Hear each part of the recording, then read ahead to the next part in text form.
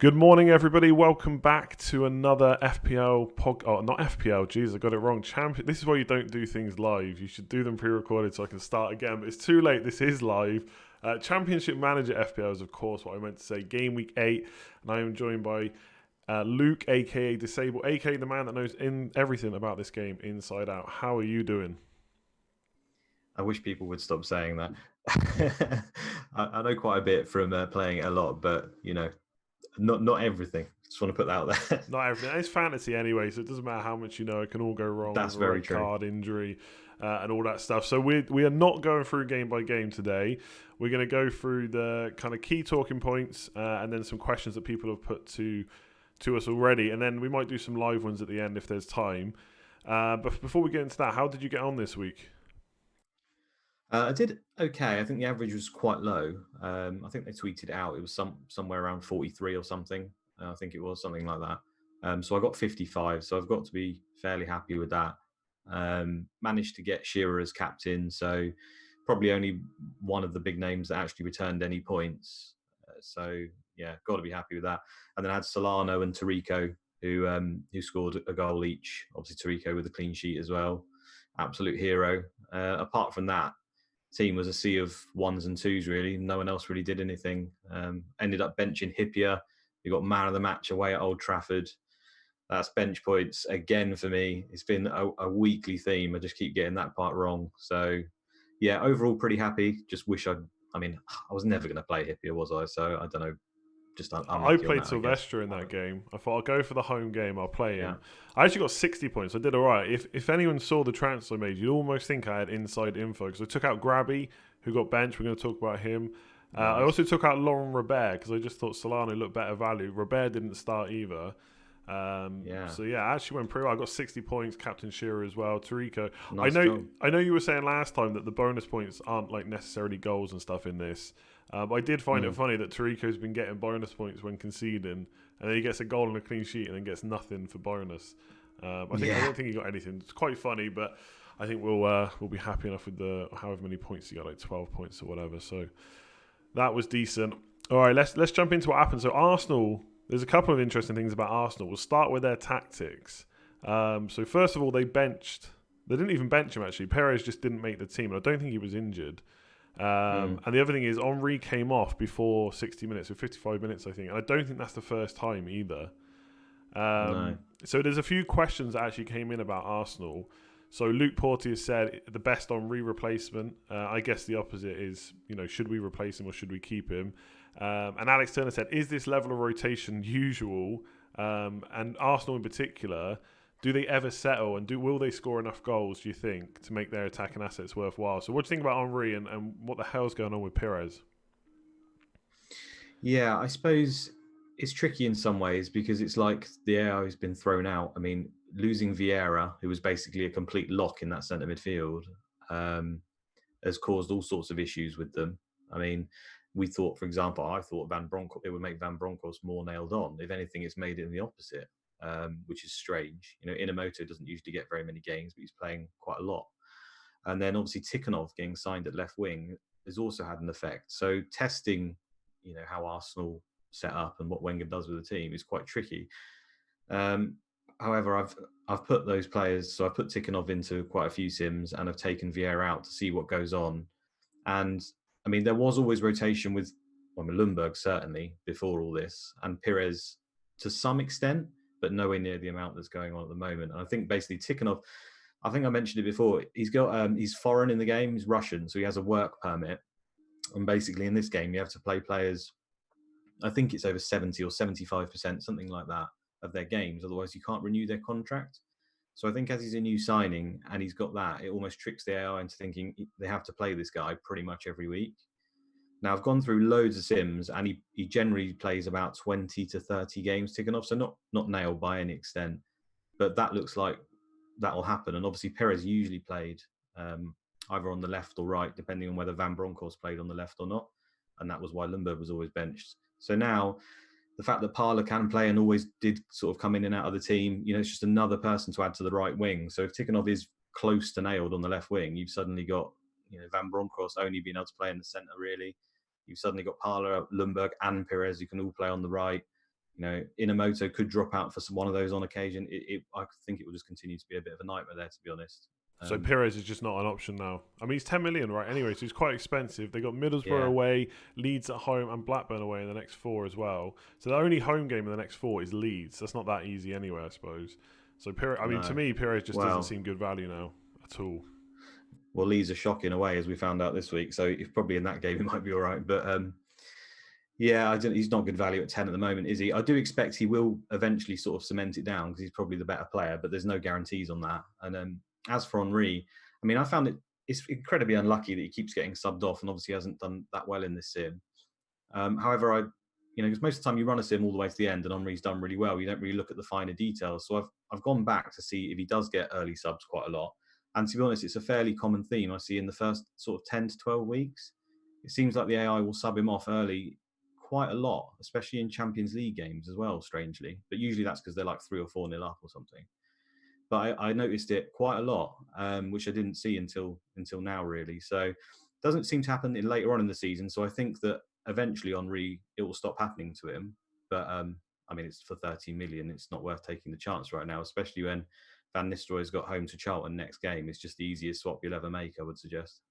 Yeah, that's pretty much the swap I'm going to make. Like looking at Arsenal's fixtures, like game week 12, they've got a couple of really good home games, and then double game week by the looks of it, not too long after that. So, and like you said before, because the prices are static, they're not going to change. You can easily swap in and out. So I'm making that move this week. Yeah.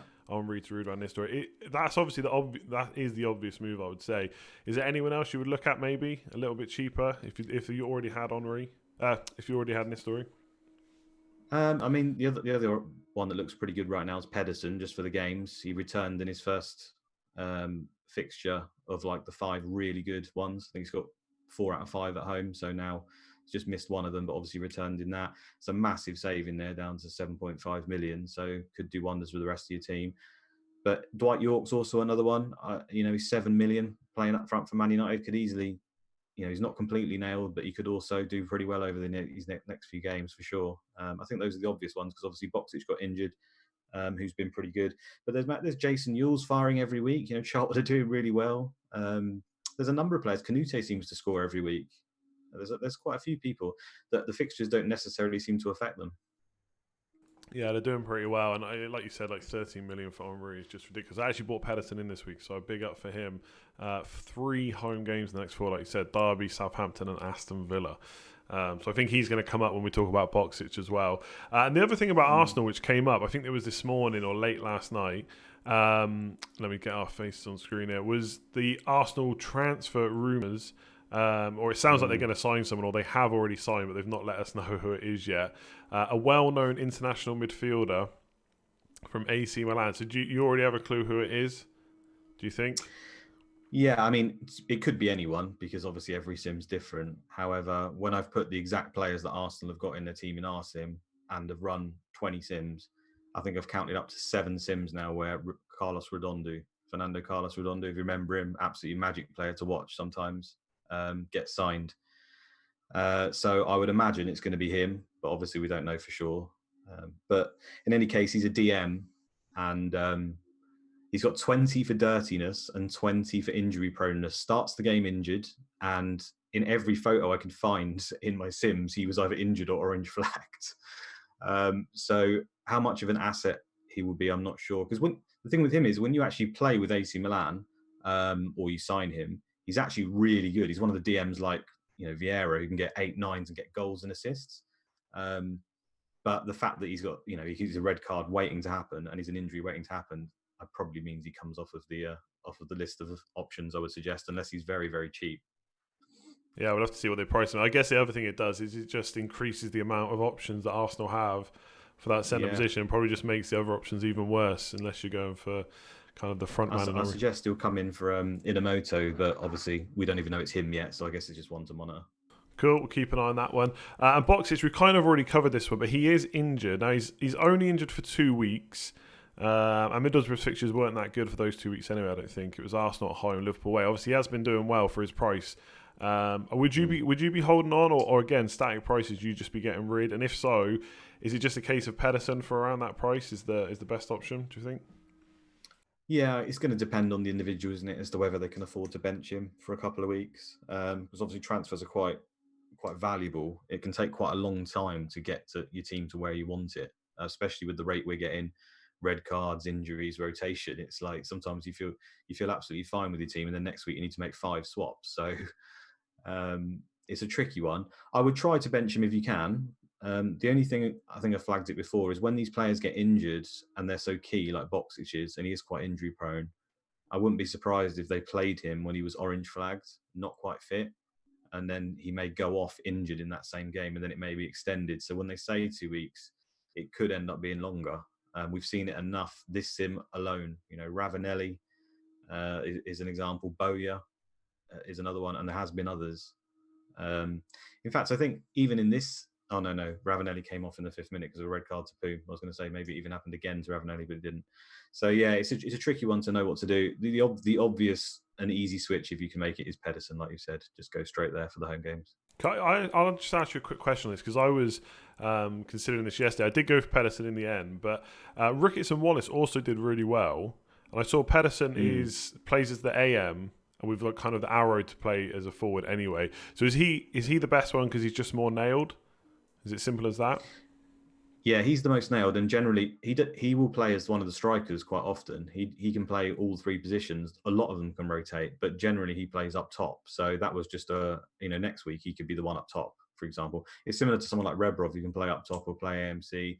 Zola, but for him he's more often than not the forward one of the 3. They're all good though. It's just catching the right one. He is the one that's more nailed than the others. So and Yeah, he's you pay for got a that. history of over constant sims he gets 15 goals or more, whereas the others will randomly pop up, but it's not as often. Okay, well, fingers crossed he's worth the money because he is the one I've gone for. And more, it seems there is loads of injuries. We're going to talk about the main ones, so Boxic and Tariko as well. This is breaking news this morning. Yeah. He's injured himself in training. I mean, how often do you get training injuries? Not that often, but it's happened to the main man, Tariko at Ipswich. And he's going to be unavailable for the whole of October, so he is out for a month, which is a nightmare because you've bigged him up a lot. Gets bonus even when they can see goals. He's scored himself, got a clean sheet. So people are looking at replacements. Obviously, he's only 4.5, so potentially they don't have too much money to kind of bump him up. I had a quick look at the fixtures for the teams that have probably got cheaper defenders that also have good fixtures. So Bolton came up. I think you mentioned Colin Hendry on one of the videos you did. He's 4.5. I mean, Ipswich themselves still have good fixtures, which is one of the reasons a lot of us had Tariko outside of the bonus. So is it maybe worth sticking with one of them? Or do you think they'll be just poor without him? Hariderson didn't even start the last game week. And this Titus Bramble is also 4.5 as well. Yeah. I mean, I think getting an Ipswich defender just for those continuation of those great games would be ideal. Both Bramble and Hariderson are good options. However, they both can drop out occasionally. Hariderson's also fairly. I mean, he's not actually got that high injury-prone stat in the game. I think it's like 12 or 13, which is obviously over half. Because 1 is actually the best stat you can have for injury proneness, and 20 is the worst. And he's got 13. But I just seem to notice he gets injured a lot. Like, I didn't think he was a nailed-on player when I checked through my sims because I was seeing that he was getting about 25 to 35 games. And I saw loads of people bigging him up before this set. And I was thinking in my mind, I don't think he's nailed. I'm not sure people should go with him. So then it prompted me to have a check. And it looked like he pretty much was nailed. And it was just injuries that were causing him not to play the full amount of matches. So then when he was benched, I was like confused. And it just seems that he will occasionally have the random one where he's benched, but he can also sometimes get penalties in the game and is pretty good for average rating. And his stats, his attributes are better than any other defender they've got. So he would be my pick, I think, still. And the fact that he missed this one probably suggests he's going to play the next one. You just have to be aware that there is a chance they'll miss out. The other options I really like, Alan Gomer from Fulham. Not great games, but he just plays really well every week. So you're probably going to get some bonus from him if you can. He's 4.5. They do actually have. Sorry, only because I've got it up here. They do actually have fairly good games. They've got 3 home ones in the next 4. If I'm reading this right, Leeds, Villa, and Middlesbrough. So they're not the easiest, but they are all at home. So yeah, he could be a decent one, like you say.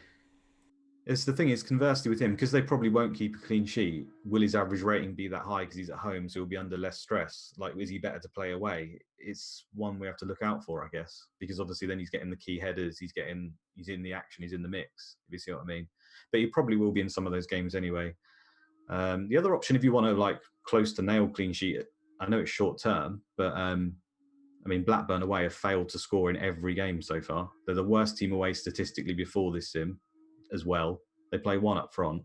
And then I think Spurs are playing them. So the fact that Dean Richards went off injured, he's 5 million, means that Ledley King, 4 million, is very likely to play. So you could just, again, very short term, because it will rely on Dean Richards coming back and he'll probably drop out. But Ledley King, 4 million, looks like a clean sheet waiting to happen.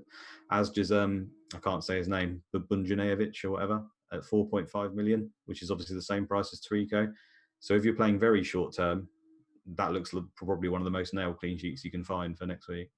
Okay, yeah, like you say, you can just easily transfer them back out. What about the only other team that I saw that had really good fixtures, but it didn't look like any of the 4.5s were massively nailed, was Leicester. The away game this week, but then a couple of good home games. But so I was looking at, I've got them written down here, Rowett and Sinclair, I think, were 4.5s, but they don't seem to be nailed at all.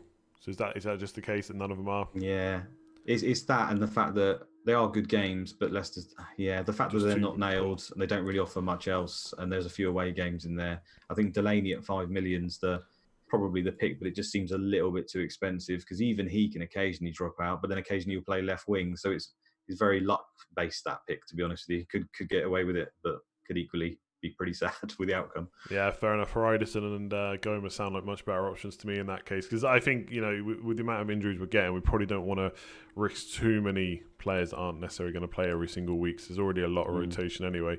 What about Grabbi? You were the first person I thought of when I saw that Grabbi was benched, because you've been saying for a while you're surprised that he keeps playing every single game. He had played a couple of games when it was just one up front, but this was another one up front, and Janssen got the pick. So, I mean, he has been playing really well, and I know we've talked a lot about how Sims work in the past, but do you think is it going to be a simple case that he's going to get his spot back when it's 2 or 3 up front, and when they play one, it's just going to be this? It's just going to be rotation, and you're not going to be able to pick it. As simple as that? I think you've nailed it, Andy, to be honest. Yeah, I think, Grabby's usually the third choice. We've been through it a lot. In this sim, he clearly jumps on number one. He's played every game till now. And the thing is, it doesn't change the fact that in away games, they play one up top and you're basically asking for a 1 in 3 chance to pick him, and where usually he is the bottom of the list. However, he's been the top till now. So I don't think you want to play Blackburn strikers in away games anyway, because as we see, they can't score. So at 5 million, is he still value?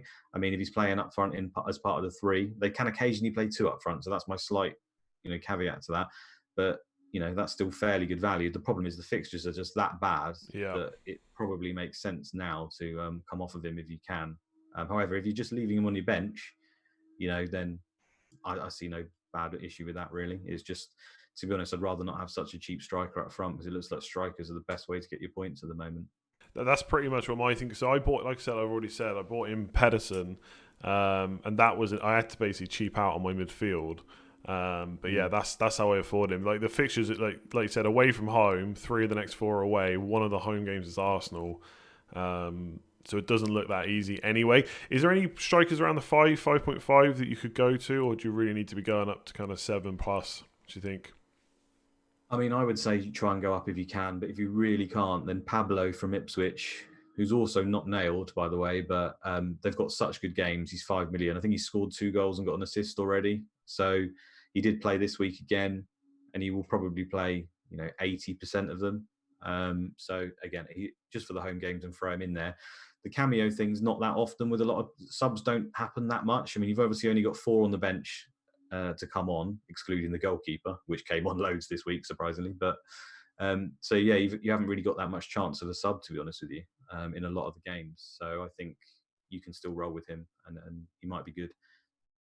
Cool, sounds good. Yeah, I only swapped him out because I was planning on playing him every week, and so I think with the games and stuff coming up, that wasn't fitting in with my strategy. But yeah, fair enough if you want to keep him. And this next one, I've kind of put this in for me as much as anyone else. Selkaovic, who was kind of a bit of a bandwagon when he first got signed. He's playing in that central midfield position again. He has got the arrow to go into kind of the number 10, the attacking midfield role. But Poyet came about with the points again this week. And he's 8 million, which I think is what is kind of putting me off, because I feel like midfielders are not offering the best value at the moment. So 8 million actually feels like quite a lot to be carrying. He did score last week, so I mean he has scored once in 3 games. So it's not the worst record. But after this week, Spurs fixtures get a little bit worse. They've got a double game week coming up, but that's not for another 6 or 7 weeks yet. So what do you think about him? Do you think it's just a case of he's just playing in the wrong position, and while Sheringham and co are doing well, he's just not going to get moved up front or into that attacking midfield role, basically? It's a really tough one to answer. Generally, what happens across most of my sims is that Everson eventually drops out. Sheringham actually keeps the role and is actually a quite under the radar pick. I think he's 7.5, and will generally play anywhere between 32 and 37 games, so close to nailed, but like 35 years old. So sometimes what can happen is Sheringham goes up top with Rebrov, and then Selkaovic goes AMC, or sometimes what Rebrov can also play MC and Selkaovic will go up top. So the fact that he's played centre midfield every game so far is a surprise to me, and I can only maintain that everything tells me that eventually he will change his position. Now, it hasn't been the worst in that centre midfield pick, and the thing with Selkaovic is he quite often takes penalties. So you factor that in, and suddenly you've got a player who can score 15 goals. I mean, I've got quite a few sims where he's hit double-digit goals in the Spurs team, playing across all the positions. But then I've also had a few where he's had 3 goals, 3 assists for the entire season. So Jeez, that would not it's be just good for 8 million. it would not be good, would it? Indeed. And they keep making really early subs, in this game, and even messing with formations potentially. We don't even know, because we don't get to see what formation they're playing during the game. But quite often the AI will change formation during the game, like even for like 10-minute periods. Like if they're under the cosh, they suddenly go 5 at the back for like 10 minutes, then switch it around. So when their wing backs are getting injured and rotated, and they've got Dean Richards going off, we don't even know if in this game whether we ended up playing right wing, because they can go to 4-4-2. So the fact that Darren Anderson came off and Ben Thatcher, the wing backs, and Dean Richards, makes me think that he may have gone to right wing for periods in this game, which would be preferable because that's a good space. So it's just incredibly tricky to answer. I'm going to roll with him because he's one of the few midfielders in the game who can get double-digit goals. So I'm going to stick with him for a while. All it's going to take is a penalty and 1 return, and suddenly he's going to be everyone's favourite pick again. So the thing is, I just don't know who else I'd go for. I mean, Harry Kewell at 8.5 I still kind of like, and then all the other midfielders are like 5.5 million or 6 or 5.5 or below. It's just an absolute minefield at the moment in midfield, isn't it? Yeah, my kind of plan, like, it's not nailed in because I don't know what I'm going to do next. This week I know what I'm going to do. I don't know about the week after just yet. I think I'm going to give him that Blackburn at home game. If he plays centre mid again, doesn't do anything, then it's United, Middlesbrough. I might just get rid of him, potentially put him down to someone cheaper, and put some more money up front, maybe put it into defence, or even put someone in defence down and go up to someone like David Beckham. But I'm going to have to see what happens for Man United first. But yeah, I think I can give him one more game simply because I just can't see any midfielders that I don't already own that I massively want. It seems to be up front where it's a bit like FPL sometimes. You just want to play like 4-2-4 or whatever formation and have more strikers. So all right, we'll give him one more week and see what happens. Let's move on to the questions that have come in. So quite a few. So we'll just go through them one by one. So the first one is Auto Reclose. Says, does form even matter in this game? Seems the way is to pick the known dons when they have easy home fixtures. So ignore form, just literally look at the fixtures and go from there for the big names. What do you think? Yeah, I think he's onto something there. To be honest with you, it's hard to explain really. A lot of this is theory from me as well. I'm not a coder of the game, so could be totally wrong. I just think that form isn't really a factor. It's more about the matchup. So the fact that a player played a 9 last week, had 10 shots, doesn't mean that you won't play a 5 next week and get 1 shot, which I guess is like real life. I mean, that can happen as well.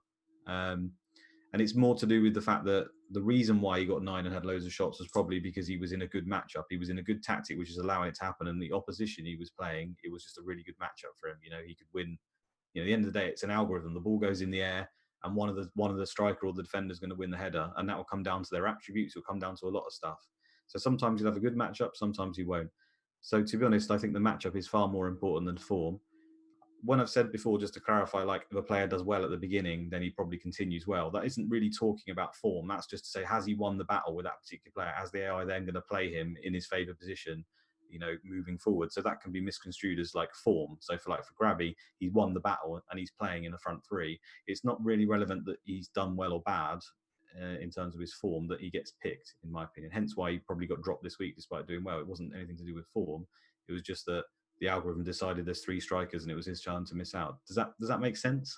Yeah, it makes sense. Yeah, for sure. I mean, that's kind of from listening to other podcasts, your videos and stuff like that.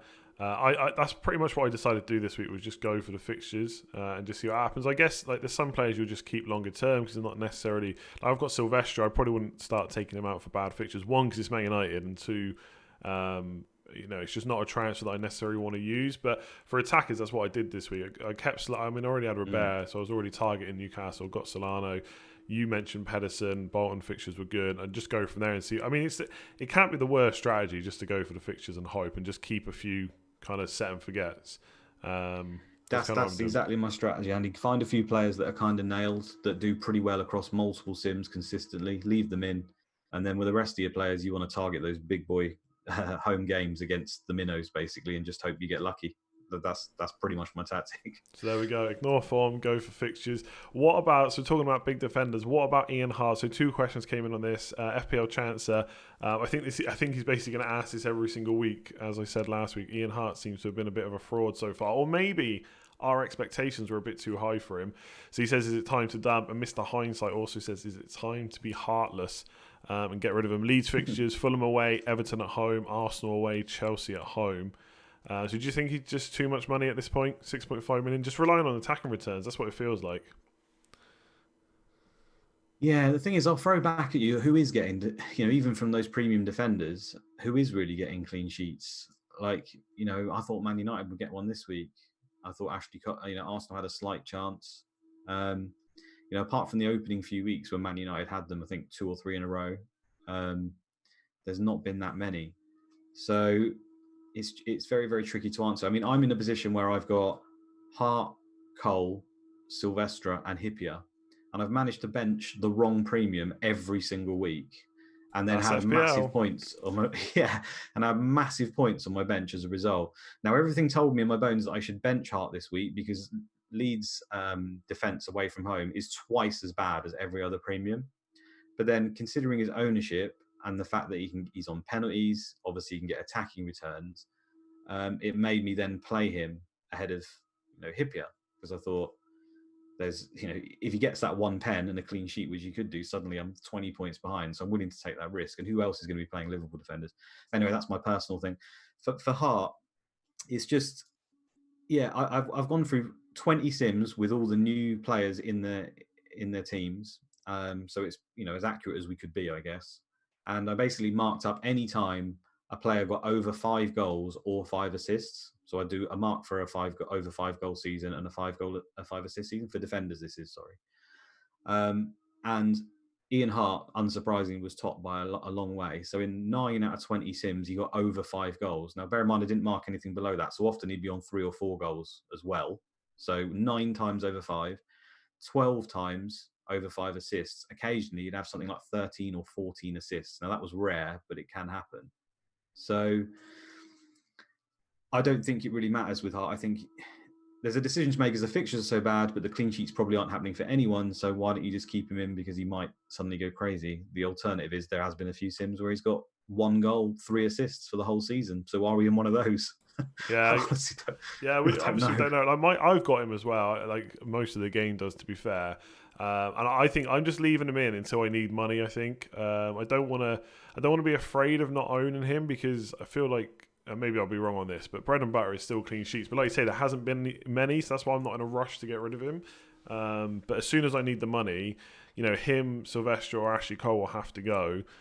So unless Arsenal got really awful fixtures, I probably will just dump Hart. But yeah, like you said, it's probably not the time to.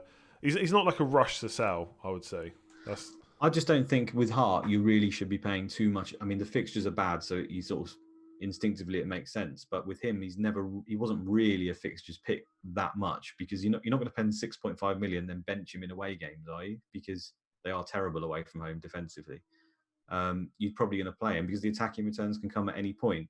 So I think it's either you have him and you play him every week, or you just decide you're not going to have him, which, could be viable. If you hit one of the sims where he's only getting 2 or 3 goals and 2 or 3 assists, you've completely done well there. On that note, though, this week showed you, red cards for keepers, penalties in games and stuff like that. You can have games where a player will get 2 or 3 penalties in one game. Yeah, that would be incredible. And if that happens for Hart, then it's and the going to ownership be has to be. I know people don't like hearing about ownership, but it could hurt. If he gets one of those games, everyone owns him. So yeah, it's one thing to consider. And this is kind of like a knock on it when you're saying like where'd you put the money. So Daryl B says there seems to be no. We've kind of already talked about this, but there seems to be no decent midfielders at any price. Should we just be looking to put our money elsewhere? And he says potentially even going for like a 4-3-3 or a 5-2-3. So really getting out of midfield. What do you think? Yeah, I largely did that on my wildcard in Gameweek 3, took most of the money out of midfield. I think it still makes sense to have at least one player who's around 8.5 million, because I think you've got Kuehl, Boa Morte, Selkaovic. Bowyer's been out quite a while, injured in and out, but he can do very well at 7 million. So I think having one player around there, or at least one expensive midfielder, is probably a reasonable idea. Obviously, going up all the way up to Beckham at 10, he's still been pretty good, just because one of them could suddenly start doing well. The other issue is, I'm not sure about the defence, because then there is quite a lot of value in defence, but then you suddenly play 5, and like this week there wasn't very many clean sheets, I don't think, and then where's your points gone? So I think regardless of all that, you just want to have 3 really good strikers if you can get away with it. That doesn't necessarily mean expensive. There's a lot of good ones in the 7 to 8 million bracket. It's just making sure you've got 3 very good strikers with 3 very good matchups most weeks if you can handle it. And then, just sort of leaving these, the players like I've mentioned, like Stolzers, Collins, Solano, these players who kind of play most weeks and can chip in, and then just leave it as that. I think that's pretty much where I'm going. For defenders, I still think the premiums are good. It just hasn't really happened yet. Laurent Blanc, Hippier, Sol Campbell, these guys are around 6 million, might now be the way to go, rather than spending that extra 0.5 and then just hoping the clean sheets will roll in. Because say in every sim I've done, Man United are hitting 19, 20 clean sheets a season. So it's going to happen. It just hasn't happened this year. Yeah, exactly. That's one thing. Like people talk, I see there's a lot of talks about sims, but I think when you're reading those numbers for the whole season, just because someone scores 20 goals doesn't mean they score it once every other game. You could score nothing for 20. It's not going to happen like this. It's an extreme example, but you could score none for 20, and then the last 18 games or whatever, you could score 20 goals. So yeah, I think hang on, and that's the stuff that skews it. Like you look at Hart, for example, like why is he not getting goals? Well, if I actually was to go through each of those sims individually, it might be that he actually scored 4 penalties in one game and then largely scored one every 9 games. So exactly that, Andy. It's like Pedersen for this run. Pedersen ends up the season with 15 goals quite a lot of the time. But if I was to individually go through it, it probably came in those good matchups, and he didn't do very much for outside of it. It might not be, but that's what I would suggest would probably happen. Well, he's already got 1, so if he can get another 8 over these 4 fixtures, I'll be happy, and then he can. Then I'll just get rid of him for the rest of the season. Okay, last couple of questions that we had pre-given to us. So, we kind of touched on these, so I don't think we need to spend too long on them. But FPL Panic said, "Is this just not Man United's season? Are their players overpriced, and are we in for a poor sim?" But to be honest, and correct me if I'm wrong, it sounds like generally their sims are always good, and like I've just said, it could just be a matter of time before the players start providing the returns they can, right? Yeah. A bad sim for Man United, the worst I've basically ever seen, is they came 3rd.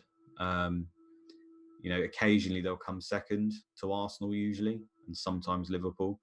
But with Arsenal losing Vieira, I'd say that was probably going to be a struggle, despite them being top of the league. I think they are at the moment. I would still back Man United to end up winning it, because they win it sort of 16 out of 20 sims or something. So, it does happen. We could be in one of those sims, but the stats suggest that they'll come bouncing back eventually, and they've got a really nice run coming up. Charlton at home is not the time to get rid of them, I would say.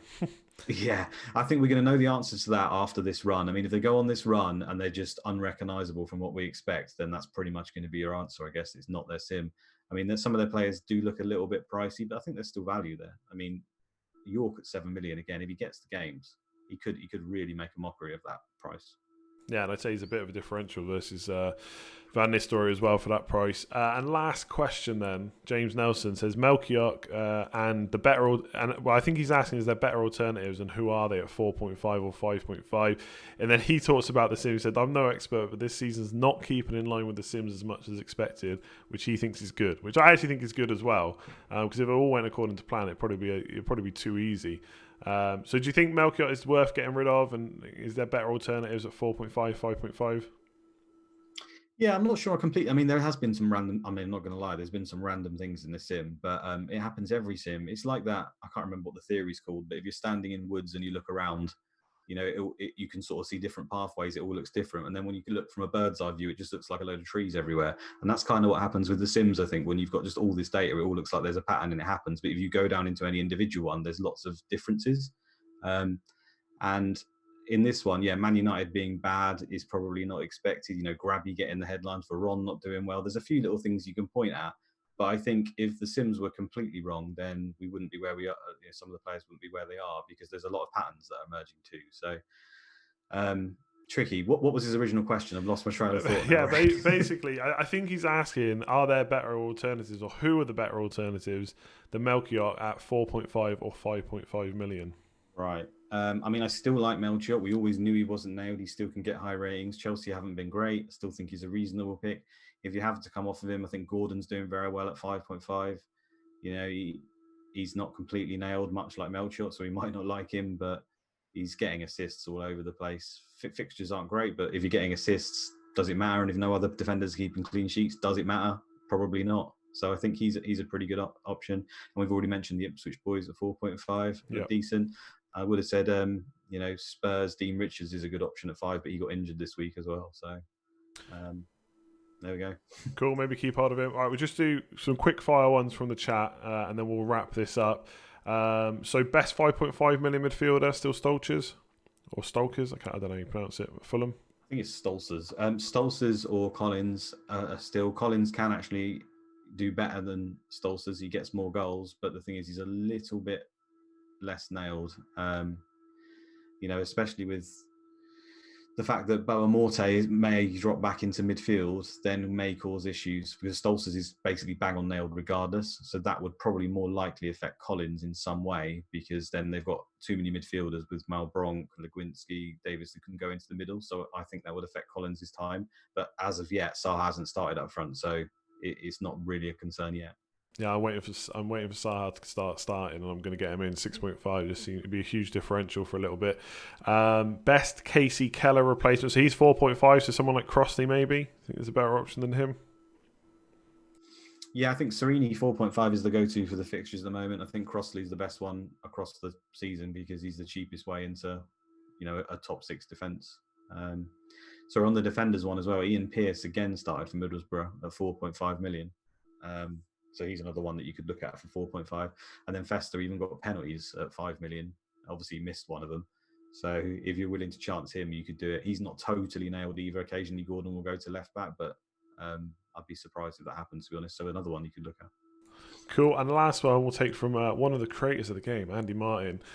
He says, Veron is now under 5% ownership. I don't know what his ownership was at the start of the season, but it was extremely high from what I recall. When he comes back, do you think managers should get him as a differential?